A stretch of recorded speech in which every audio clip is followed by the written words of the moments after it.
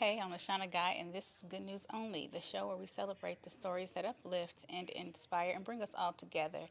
Every weekday morning at 10:30 a.m., we are recapping the good news only, the feel-good headlines, the community, and the local wins that bring a little more light to your day.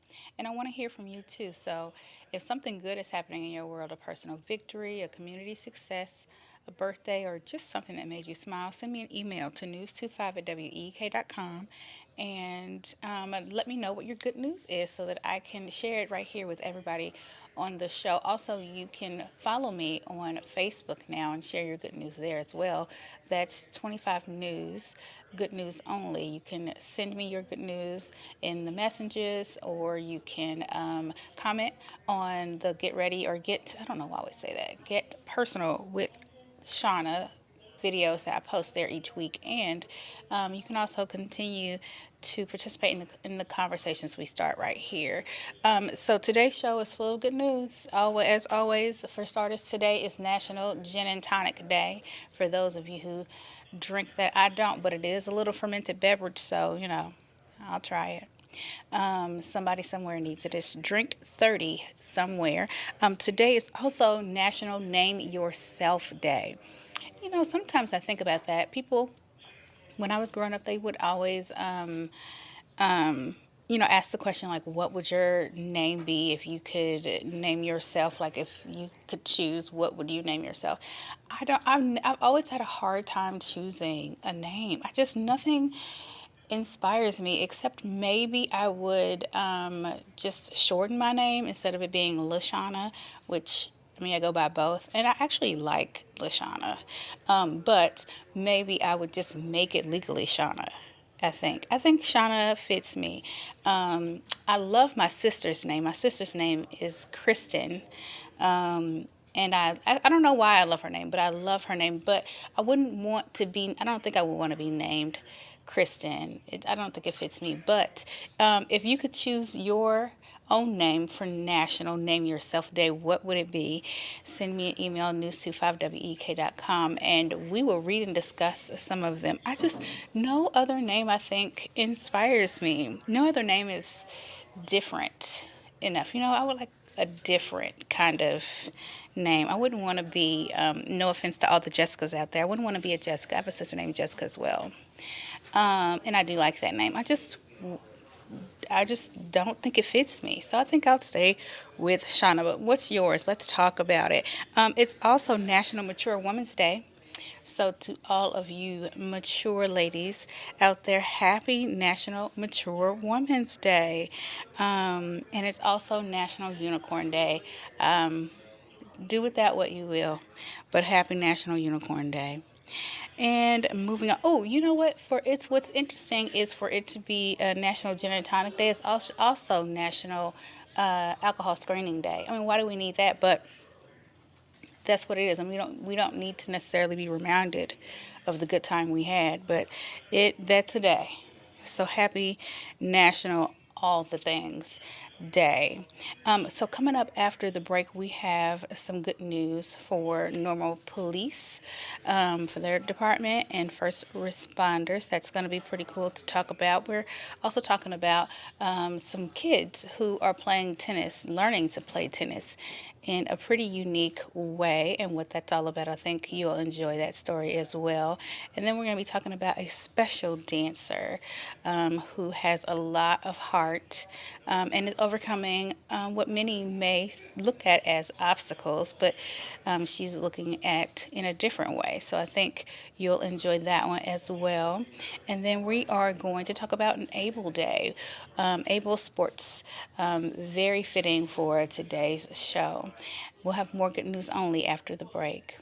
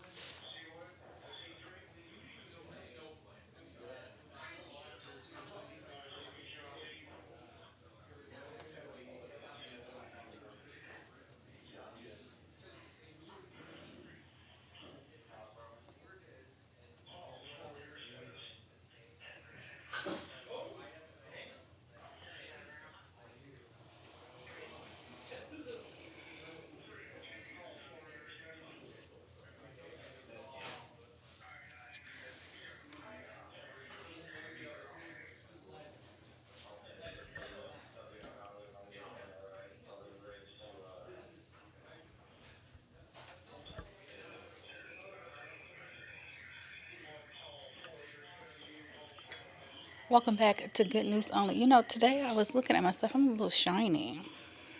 I hope I took care of that. If you could hear during the break, I'm sure you heard me just dabbing away. But I must have moisturized very well this morning. But in other news, in good news, in fact, kids are playing tennis in New York City in a different way. And I'd like to show it to you. Wait, no. Let's start with right here at home first. And we're going to get interrupted. I feel it in my blood. So, police in Normal, Illinois, are taking public safety to new heights with a new drone first responders pilot program. I thought that was pretty cool and a little bit scary. Everything is turning into the Jetsons. I think it's kind of cool to look at, but it's still kind of scary when you think about it. The department is testing drones that can launch from dispatch and arrive on scene, sometimes in under a minute. The drones provide officers with a live aerial view of crime scenes, crashes, and emergencies before they even arrive. And officers say the technology will help officers respond faster, improve safety, and make smarter decisions in critical moments. And from high tech policing to creative ways, kids are staying active. And this is a sport for them that doesn't require a court. So this is really cool. And New York City students are learning tennis in an unexpected way in their school's hallway. It's pretty cool. The kids are also practicing in cafeterias and auditoriums when gyms are unavailable, showing creativity and flexibility. You know, I thought about something like this. My daughter was a volleyball player through high school, middle school and high school. And she used to always want to practice with me, which required me to be physically active. But I thought about something like this. I finally just had to go ahead and get the net and everything for her. But I just wonder how they're able to do that without putting out any windows or anything. It's pretty cool. I guess maybe they're not near windows. That makes sense. It doesn't look they're near a couple windows, but I don't know. Maybe they're not strong enough to break the window.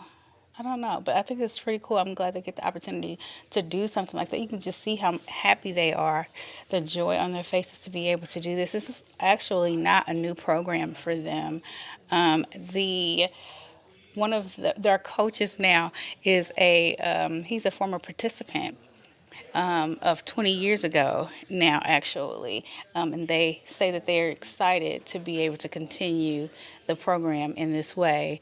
So the free after school program ensures access to the sport and even uses space. Or uses space in this way when its space is limited in busy urban schools. And so, like I said, one of the former students is now a manager, and it just highlights this program's lasting impact. Organizers say it's about more than tennis. It's about opportunity, inclusion, and staying active. I come here every day and I want to do a good job for you all. And Leon continues to come and get in our business. I'm continuously interrupted. I'm just sorry to interrupt his program for this live broadcast. I mean, I guess this is not that important. And speaking of passion and perseverance, which I have, one teen is dancing her way into hearts across the country. I love this story. You can tell she's got music all through her body. It's just really cool. She can really feel that music. In Nebraska, 18-year-old Miley Curbs is inspiring her community through dance. Now, Curbs has been visually impaired since birth, but that hasn't stopped her from pursuing her passion. She began dancing at just 3 years old, encouraged by her grandmother who took a class with her. I think that's the sweetest thing ever. Miley has trained in ballet, and she shines in tap dance, as you can see here, where rhythm guides her movements. I mean, she's on it. I mean, she's not missing a step, literally. Her teacher says her ability to translate sound into motion is extraordinary. I mean, you can see it's in her. You can see that it comes naturally for her. Her teacher or I'm sorry, a graduating senior this year. Curbs is enjoying singing and playing piano as well. Congratulations to her. I can't, she's a senior. She looks so small. But she's a senior. That's really cool. I wonder what she'll go on to do, if she'll go to school for the arts or if she will go into something different. So, from one inspiring student to a whole community coming together for inclusion. Now, this is the story I was telling you about earlier today. It's the ABLE Games in Fargo, North Dakota. At Davis High School, students at Davis High School in Fargo, North Dakota are redefining competition with their very first ever ABLE Games. The event created to give students of all abilities the full experience of high energy sporting events. And so Principal Sean says that the goal was to create an atmosphere complete with cheering fans and the school spirit. Students competed in events testing their strength, their agility, and speed while being celebrated by their peers. NFL lineman and Fargo native Connor McGovern, sorry, a founder, says that the mission is inclusion and opportunity, and organizers hope to grow the program and make it an annual tradition as participation continues to rise. I mean, this is a full, sorry, we've been interrupted again, but this is a full gymnasium of people, so you can tell that they have a lot of support. I mean, look at all those people in their communities.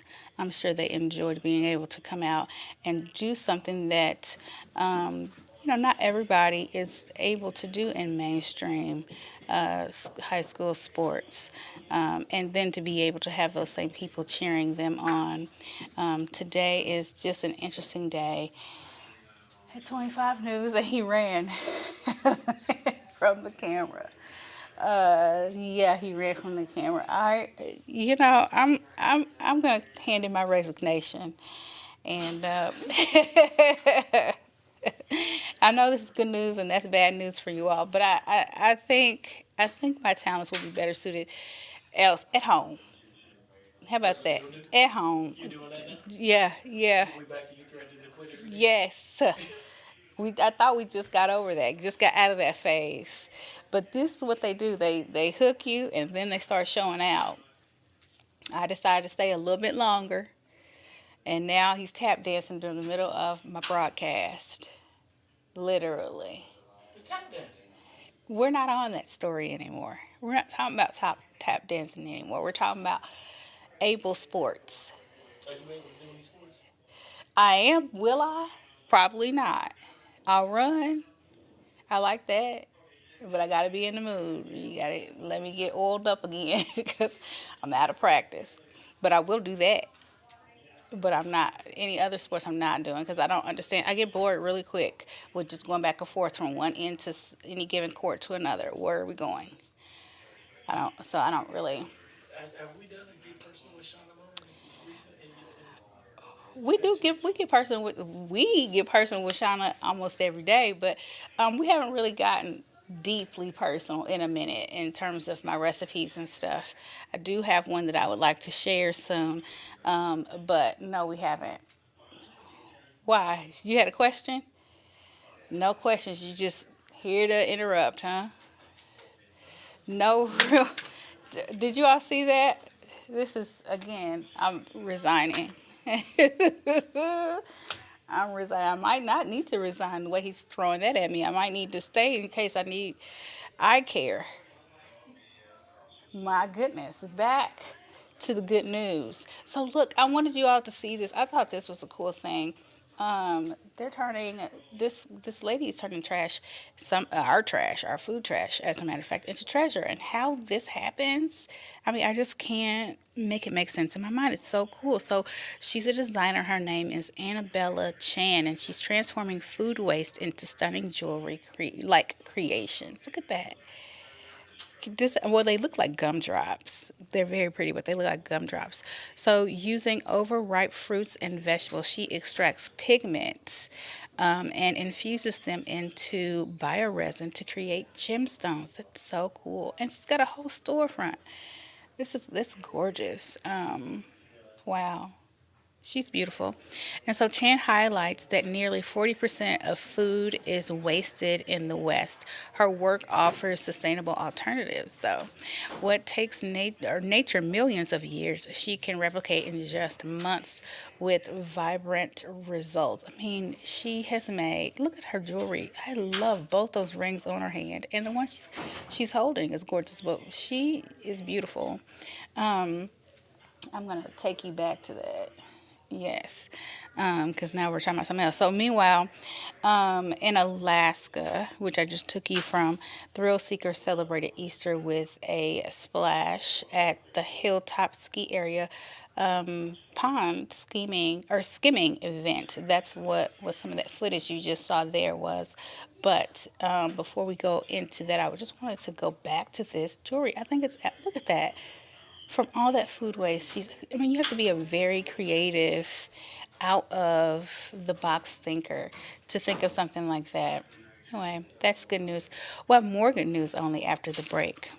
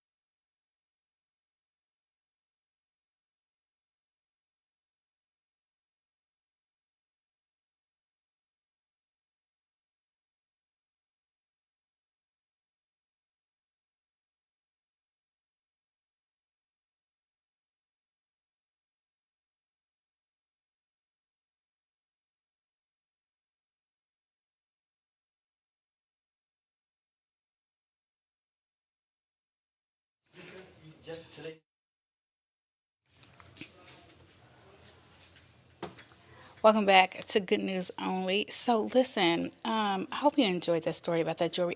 That's something I really enjoy. I love jewelry. I was thinking this morning or last night, some people are shoe people.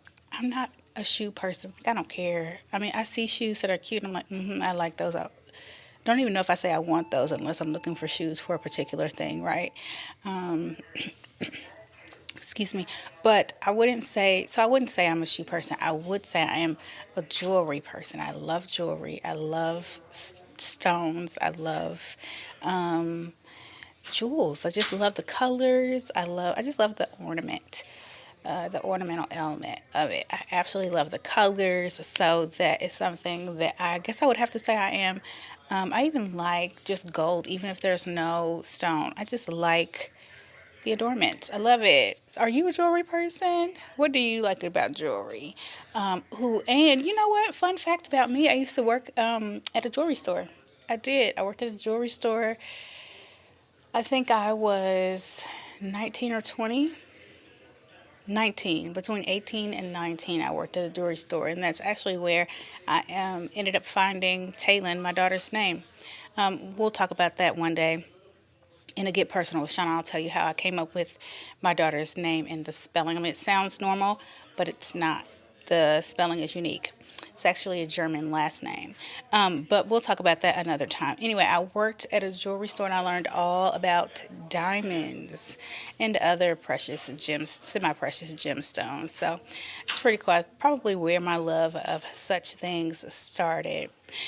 Oh, and my favorite color is purple. So speaking of purple, this school got a Purple Star Award in Colorado. So Governor Jared Polis honored 22 schools, in fact, with Purple Star designation. The award recognizes schools that support military connected students and their families, which is awesome. I mean, that would make sense. I can't imagine being a kid and a parent is off in the military, especially if they are not, home when they have to be sent away. I cannot imagine that we think about the wives or the spouses of our people in the military, but I'm not sure that we always, at least I don't always think about the children, the students who have to go to school every day. This program is backed by the Military Child Education Coalition, and nationwide, 44 states now participate or have approved similar programs. These schools provide resources to help students navigate frequent moves and family deployments. That's such good news. We'll have more good news only after the break.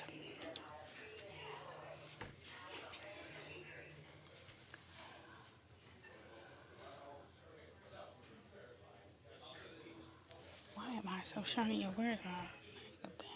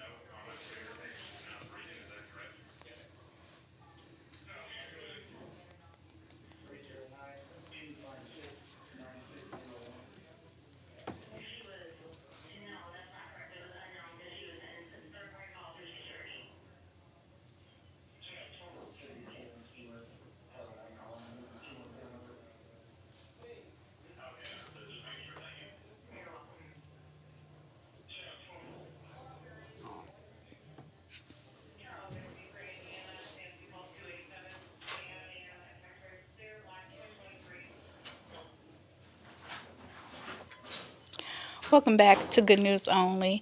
Well, that's a wrap for me today. Now I want to hear from you. Please go to news25 at week.com and let me know what you thought about today's show.